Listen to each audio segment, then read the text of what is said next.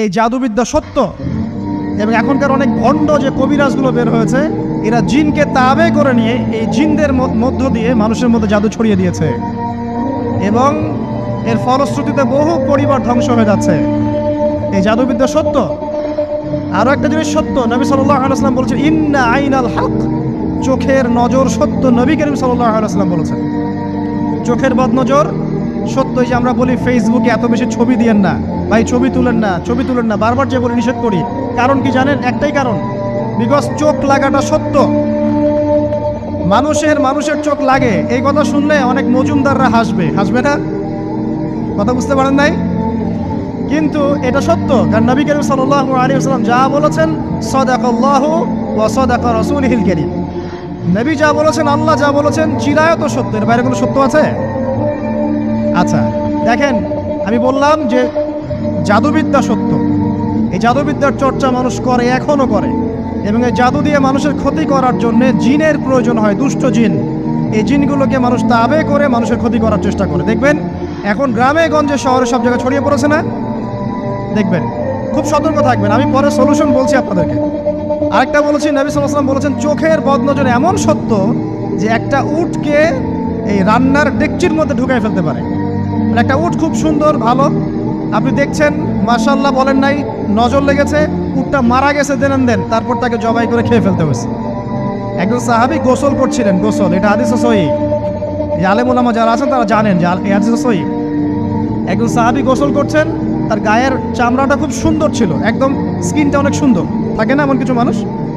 আচ্ছা, এখন আরেকজন সাহাবী এই গোসল দেখছেন দূর থেকে, দেখে বলছেন যে কি চমৎকার তার শরীরের রংটা, যেন কুমারী নারীর মতো, অনেকটা এমন একটা কথা তিনি বলেছিলেন। সাথে সাথে এই সাহাবী অজ্ঞান হয়ে পড়ে গেছে। কোন সাহাবী? যিনি গোসল করছিলেন।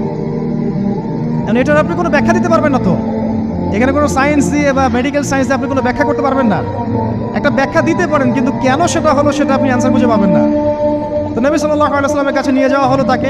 তিনি বললেন যে এই ব্যক্তির ব্যাপারে কি কেউ ভালো মন্দ কিছু বলেছিল? তখন একজন সাহাবী বললেন হ্যাঁ, অমুকে বলেছে এর স্কিনটা অনেক সুন্দর, ওকে ডেকে নিয়ে আসুন। ওকে ডেকে আনা হলো। ডেকে আনার পর নবীজি তাকে অনেক শাসালেন, তোমরা তোমাদের ভাইদেরকে কি মেরে ফেলতে চাও? তখন এই সাহাবী তো অবাক, আমি আবার কখন মারতে চাইলাম ইয়া রাসূলুল্লাহ? আমি তো মারতে চাই নাই, আমি তো খালি বলেছি যে তার গায়ের রংটা অনেক সুন্দর। তখন তিনি বললেন, কেন তুমি সুবহানাল্লাহ বললে না, কেন তুমি মাশাআল্লাহ বললে না? যখন মাশাআল্লাহ বলবেন, সুবহানাল্লাহ বলবেন, নজরটা লাগবে না। আর যখন আপনি মাশাআল্লাহ বলবেন না, সুবহানাল্লাহ বলবেন না, দেখবেন নজর লেগে গেছে। আপনি বিশ্বাস করেন ব্যবসা খুব ভালো চলছে, মানুষ বললো যে বাহ তোর তো ব্যবসা হেভি, লালে লাল শাহজালাল, ঠিক আছে, দেখবেন আপনার কেনা বেচা বন্ধ হয়ে গেছে।